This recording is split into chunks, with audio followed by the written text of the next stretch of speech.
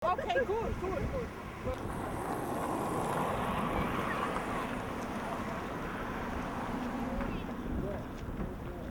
on the island. Oh, God. You got to go down to you're on your own too. You got to go down past that bridge if you're going into the I water. just spent some time with a friend of ours. Who's that? Okay. Yes, mate. Yes. Come on now. You said to say hello? Yes, very good. Where are you hunting on that? In a place Down. called Hilton Head, North Carolina. Go, let's go. Wanna go? Way to go. I'm so glad. I'd like to drink that, Dad. Me, Good George. stuff. Yeah, don't be late. Oh, no. Will ya? Come in, we're going to have. As soon as he gets out from St. John's, I'll be in. Come in, Everett too.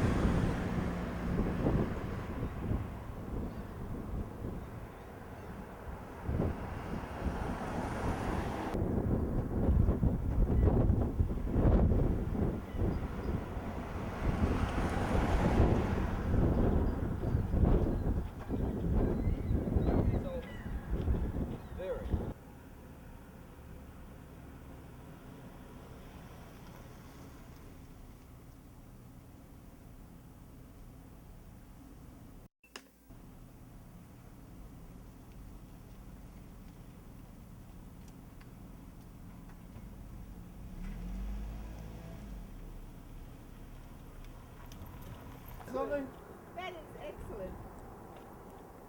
Yeah, this is when he came up over the hill. He was coming across to meet me. Yeah. Yeah, excellent. Way to go.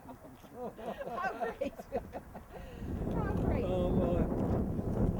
Yeah. He gets right up close. Woo! Way to go, buddy. Right up here. Now come on, right up there. That's right, made it. Yes, sir. Wow. You got him out running. Who is he? Look at me. Who is he? What you doing down? Boy, oh boy. Congratulations. Way to go. Good for you. How are you? How Wait, now are let me you? get a Where picture. is he? What Way to go. Oh boy, sonny boy. I'm against the sun. Are we ready for the triathlon? Oh, someone is ready. Yeah, it's We've been doing lots of practice. Haven't we? Get ready for it. I said, you're going to be in some good shape now. a great day, isn't it? That's good. You want to get the sign into it. All right. I never realized there were so many hills. I can imagine. And the other thing I said to Barbara when we were leaving, I said, because you're going, you're going. So you can't win, you know? There's no way. Hold it on his cheek, wherever. Go on. Do it. Give him a kiss. All right, wait, Barbara, to give him a kiss.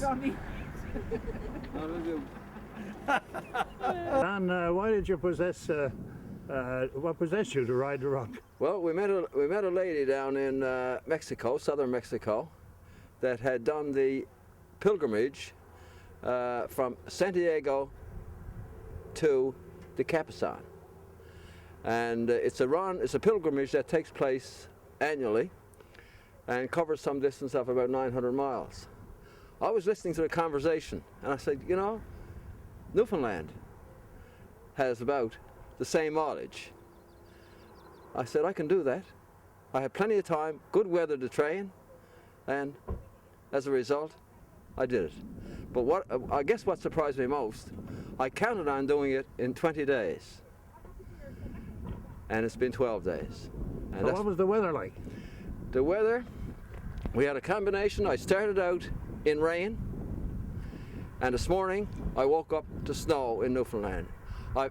It's a beautiful country coming across, but as I just said, I've never seen so many hills. The rain don't come down straight, it comes at you. You've got a combination. And of course today we have a beautiful day. So this was a personal thing for you? A personal thing for me. And I must say, I thoroughly enjoyed it. And I have a lot of encouragement. And would you do it all again? No. Once is enough. Maybe I'll do something else. Right. Thank you very much, Don. Okay, thank you. That's good. A tired but jubilant Donald Butt of Carbonear dipped the wheels of his bicycle in the waters of Conception Bay in Carbonear Tuesday following a 12-day trek across the province. Surrounded by his wife Barbara, who provided the support services during his ride, and a number of well-wishers, Mr. Butt was overjoyed by the completion of his journey when he arrived at the Carbonear swimming pool. Mr. Butt said he experienced many seasons during his run from Port-aux-Basques to Carbonear. The former longtime public servant, who believes in an active lifestyle, said the 900-kilometre journey from Port-aux-Basques to Carbonear was a personal challenge. But would he do it again if given the chance? In Carbonear, I'm at Swain for NTV News.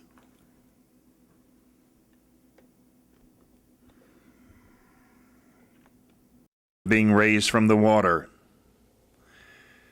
People in the area are still wondering what caused the boat to capsize.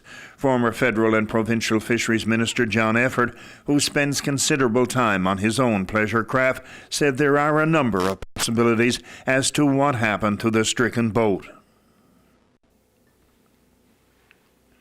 Meanwhile, Corporal Richard Basha of the Trinity Conception District RCMP said they are regarding the incident as a freak accident. A full report on the capsizing of the Joyce's Dream is expected in another week from Transport Canada. In Portagrave, I'm Ed Swain for NTV News.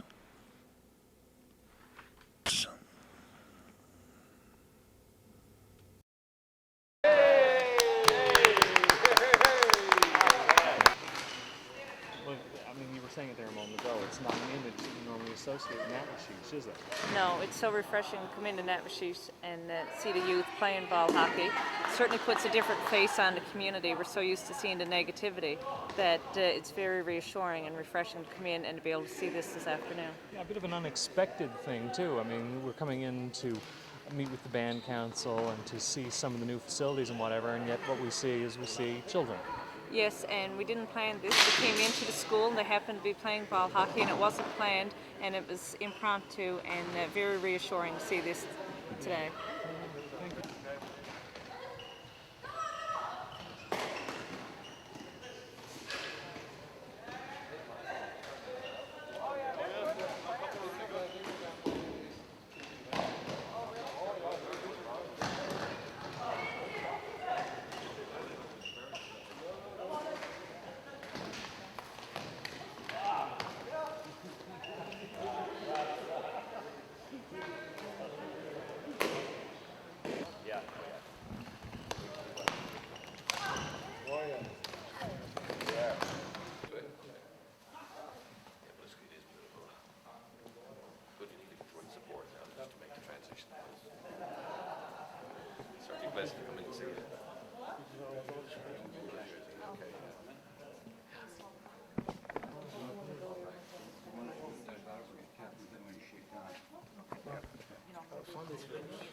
Oh, do you? Yeah, Oh, is that right? We don't have a church.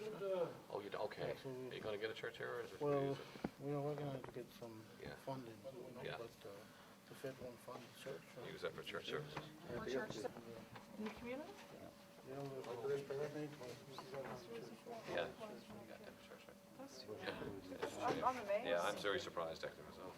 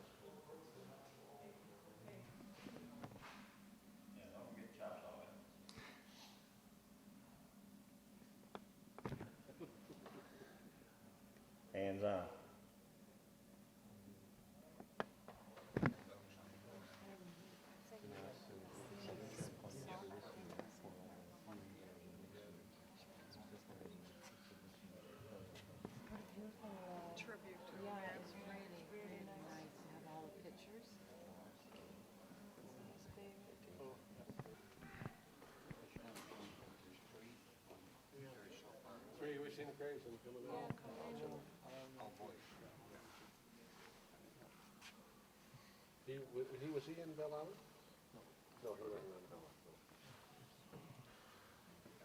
Whatever you say.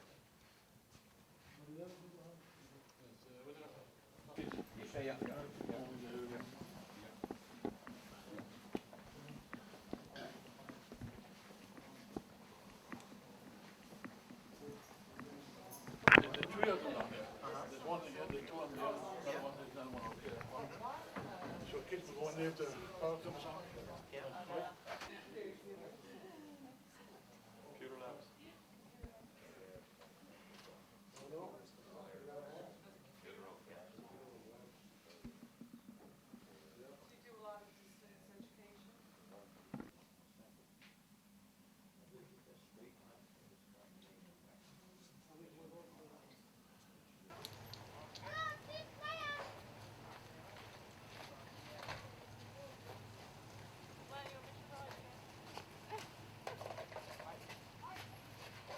Okay, I'm good to go. Okay, Chief, what sort of concerns or issues or that have you brought up with the Premier today? Well, just short notice,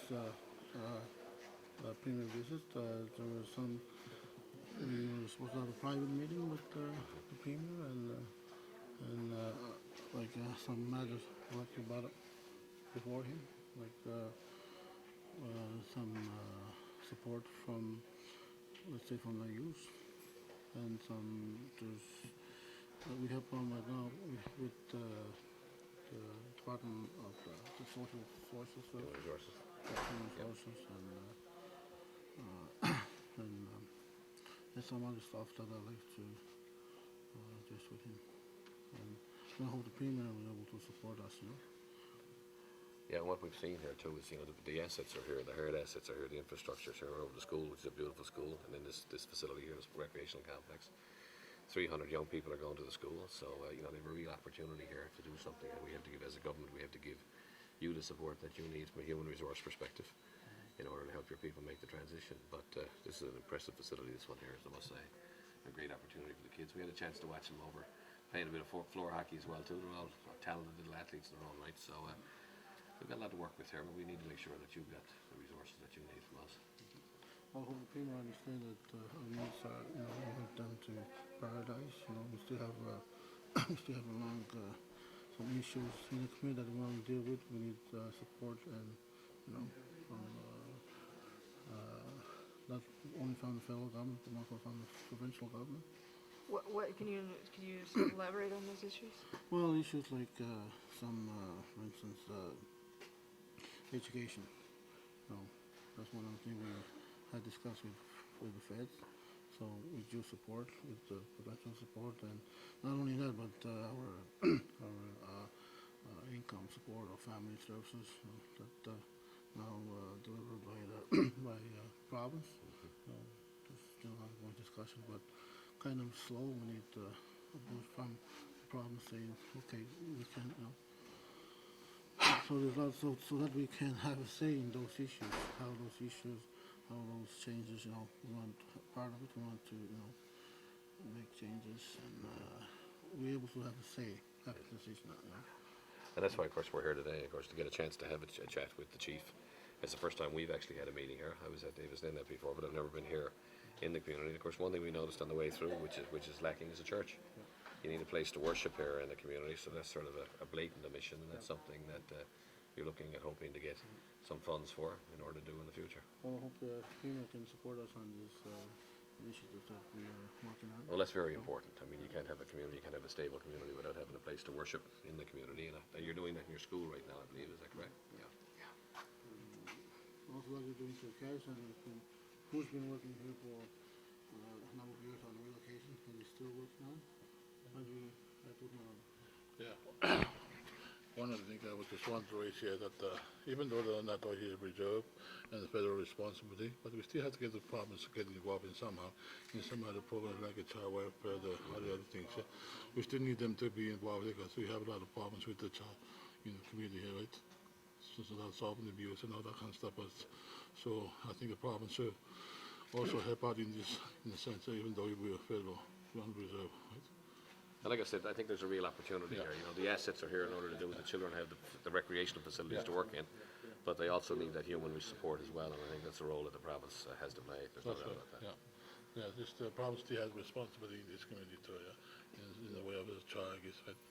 So it's something that we will have to talk to more further with the women and the other ministers, I guess, on that issue. Good. Oh, can I get on the C-A-J. D? J. C-A-J. J? E-T-A-N. A-N? A-N? A-N, Rich. Rich. I'm involved with the project since '97. I'm the Director General of the project. You what? Director General? Director General? Yeah. Of the relocation? Of the relocation, yeah. That's your title, Director General? Yeah. Okay. And Reach is with an E or with a... No, just without E. Without E. Yeah. So the solvent abuse problem... So small you can see that everybody doing, right? But you can still see them at night, in the morning, all night, right? And that's some issue that have to be addressed very soon, I think. Yeah. And we'll probably get all the federal and provincial government involved in it somehow, right? Yeah. It's very interesting to see. I mean, when we were up at the school, I know you were there. Yes. I mean, the image of the children in this community is far from children playing ball hockey, isn't it? You know, it's very different from that. There's very small groups that still into the substance abuse in this community, are very small in the percentage. Yeah. But you see a lot of other kids too doing other stuff like playing ball hockey here or doing other stuff here. Like this summer they had a girls camp out, right? Yeah. Which was very successful. Right? Yeah, so that kind of activities with a lot of people involved, it still helps. Yeah. Yeah. Well, someone I was talking to said it comes and goes, you know. Yeah. Sometimes the sniffing doesn't go on, sometimes the alcoholism in adults doesn't go on, and sometimes it is. I guess it's kind of cyclical, I guess. Yeah, it's like I said again, it's a problem that's going to be here with us for a while, but we're still working on this main thing because all the leaders and the province together try to resolve these problems that we got. Eventually, I think it's going to take a while. It's going to take a while, I think, to get this thing resolved. But as long as the people are working on it, then that's a good sign, I think.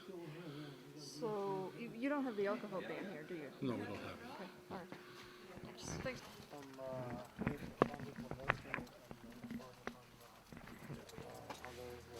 The big issue here with the operations and maintenance funding for the nursing clinic, because we're reserve, INAC does not, under formula funding, fund the fuel or the electricity, janitorial, or any part of the nursing clinic. Health Labrador doesn't fund it because we're a reserve, and Health Labrador is provincial. Someone has lost sight of the fact that one of these days we're going to run out of fuel for that nursing clinic, and there's not going to be any health care here in the community. Now, Wally was saying that it's on the table with the feds. It is. But I believe the province needs to join in this. Yeah, and drive it. And work something so that come October we have fuel and we have lights in that nursing clinic so that the health benefits of this community do not suffer. Yeah. We'll get on that. We'll be on that. I'm already aware of that actually. We'll have to drive it even harder. Yeah, okay. No, I'm glad you mentioned that. That's good. Good stuff. Okay. Thanks very much. Thank you. What's your name, sir? Oh, Orville, Kelly. Orville? Orville, O-R-V-I-L-L-E. Kelly, P-E-L-L-E-Y? Yes, And what do you do here? I'm the operations manager for the band.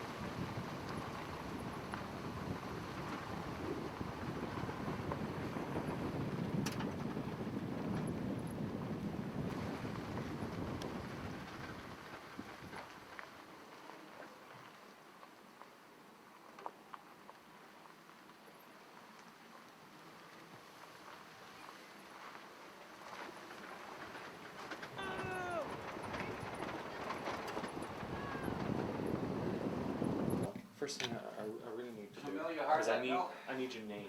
Okay. My name is David Igliordi. I'm the curator for the museum and the historic sites here. What we have here is what I call a Inuit display.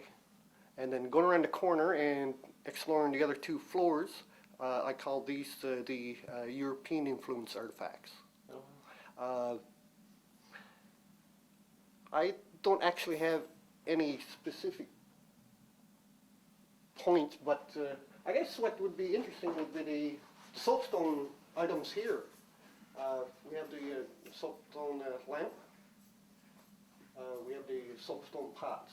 These date back anywhere from 500 to 2,000 years old. And probably another thing that might be of interest is the musical instruments. The Hopedale's brass band hasn't been in existence now for a number of years, and apparently Nain's brass band broke up 2 years ago.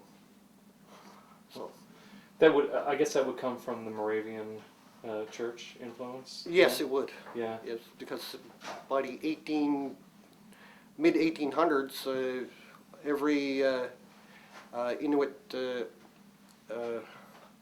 Christian knew how to play musical instruments, brass and string. Really? Yes. That was because the church encouraged it? Yes. Yeah. Yes, they taught the Inuit people how to play the musical instruments. Oh. Wow. Bring me through. Okay. And another point would be education was a big item as well. Back here, well, today of course we have books, but before the books they used to slate boards, and education was a top priority for the Moravians as well. By the early 1800s, every Inuit knew how to read and write in the Inuit language. So it's really hard to underestimate the Moravian influence. I mean, there are some negative stories to say the least, but there are also, I mean, some very positives. well, that's that are true. highlighted here. Yes, that's true. I guess I hate to go with the negative influences, sure, but there is a good positive side pertaining to education. But sure, we lost most of our traditional lifestyles. Yeah. Here we had, after the Moravians came to Labrador, we were situated in one place, but at one time, throughout northern Labrador, or Newfoundland and Labrador, we had little settlements in each little bay or cove, you might say, that was sort of special. Like, say for example, we would go north to hunt and fish up there during the winter, and then in the summer we head south to do our hunting and fishing elsewhere. So we had our little spots before Europeans came to Labrador. But yes, there are negative sides, but again, there's positive sides too. Yeah, well, I mean, it's certainly now part of the history of this coast. It's really ingrained in the history of this coast, isn't it? You know, the good and the bad. Oh, sure, yes, yes. Lead on. Sure. We'll head up to the second floor.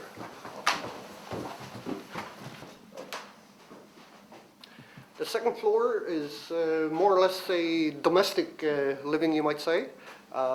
We have the furniture on one side. On the other side, we have the tradesman's tools, the carpentry tools. And in the background, again, there's tools that the missionaries used while they were living here. For example, there's garden tools back there. So they did have a garden here in Hopedale or along the north coast. And just around the corner, we have we're fortunate to have a model of a sawmill, because the Germans always had models of whatever they were going to build, and we're lucky to have a model of a sawmill that they did have here in Hopedale. Really, they built the models before they built the actual full scale. Yes, that's right. Yeah. Oh wow! And that's what they did with the buildings as well. Like I say, fortunately we have this, but unfortunately we don't have models of the building structures. So where did you find that particular sawmill model then? Well, this one was, I guess it was kept here in the mission house by one of the ministers that was stationed here at one time. Yeah. Well, first it was a pit saw, one person above, one person below, but they noticed they were by running water, so they later added the wheel to this pit saw. Yeah. Wow. Okay. Could I just get a picture of that? Sure. Just, I don't know, look at it or something. Okay. Don't look at me like. Oh, look at. Yeah. Okay, look, I'll just.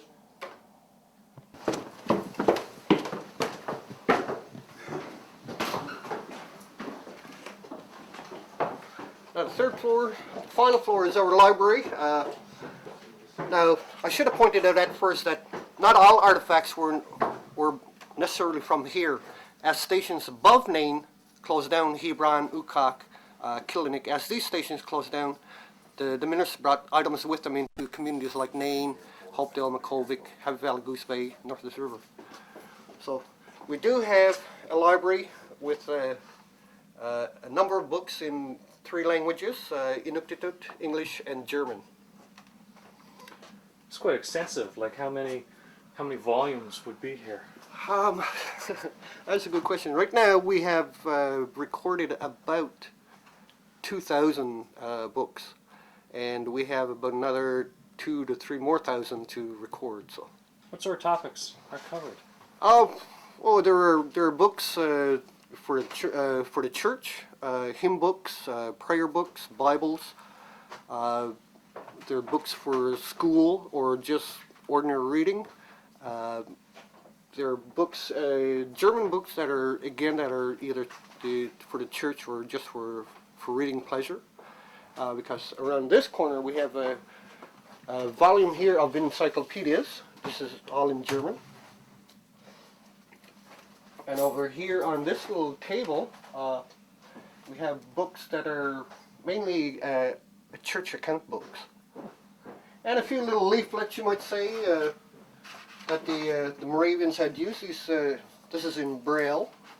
So they did have something for the blind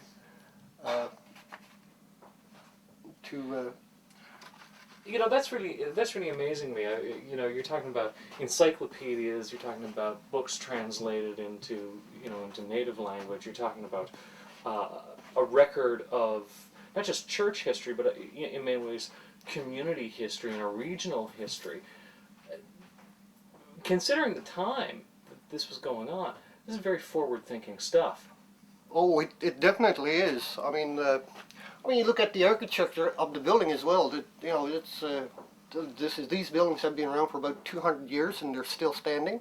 I get, you might say, amateur architects that come in and look at the building, and they're just amazed by the design. So there are advances in architecture, and there at the time the Moravians were here. There were advances in education, you might say, when it comes to books. And what I should also point out too is that throughout the world, the Moravians have kept daily records, and throughout the world they have over 1 million, and Hopedale alone has about 75,000 written documents, and these are just daily activities from the time they wake up, what the weather is like, to say to the middle of the day, somebody is working on their boat, or somebody's gone fishing, or a meticulous kind of record like that. It is, yes, very meticulous. That's why. I mean, any idea why they would be that meticulous in keeping those kinds of simple details as a record? I have no idea. I haven't gotten to ask my contact in Memorial University, Reverend Hans Roman, right. Or Dr. Hans Roman, I should say. Why did they keep so much records of activities in the community. But then again, maybe this is what they wanted to look at. Say, okay, this is what we did this year, or this is what happened last year, or maybe something is going to, you know. Well, for you as curator, what are you learning from it? Because I'm sure you must, with 75,000 volumes, you must be, or at least, you must be learning something new every day. Every day is a surprise when I'm going through books. Yes, I only started this job in '97, and I never knew anything about my history while growing up in Labrador. And like I say, '97, it's just amazing just to read a little bit of information of what happened in previous lives of Hopedale, and once in a while I might see somebody doing what the older people did years ago. You know, Yeah. it is it is amazing. Tell me about a surprise you had recently then. Oh my goodness. I was reading, I think I was reading one of the account books, and there was a gentleman, I forget who it is now, but there was a gentleman doing some sort of activity that I never saw anybody do today. What was the activity? Oh my goodness, I forget now. It's, well, tell me about another surprise. Yes, another surprise. Well, that is. What sticks out in your mind? What sticks out in my mind? I have no idea at the moment. Because there's so much going through my head right now. I'm trying to figure out what I'm supposed to be doing at the before the end of the day. But I guess what do amaze me about the structure is, as you look at the beams, you'll see Roman numerals. Before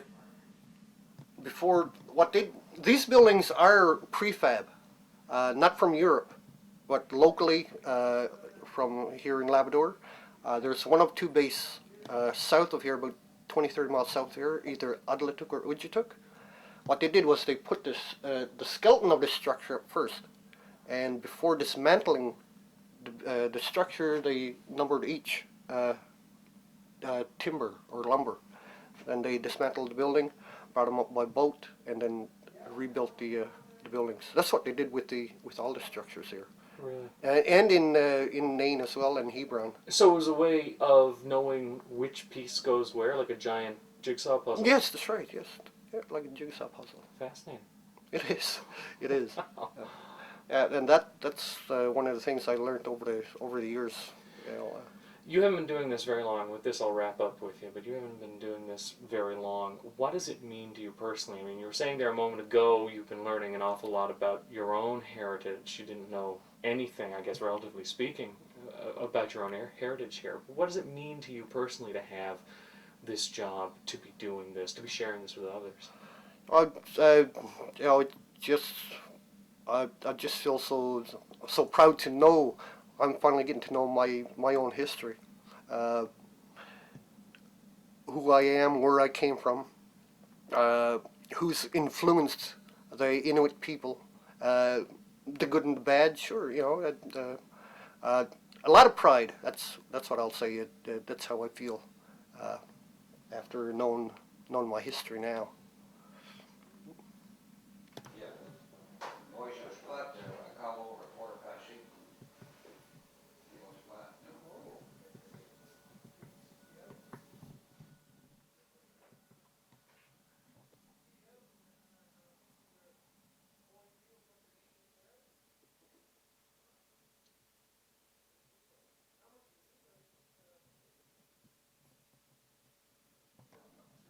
Trying to get away on a weekend.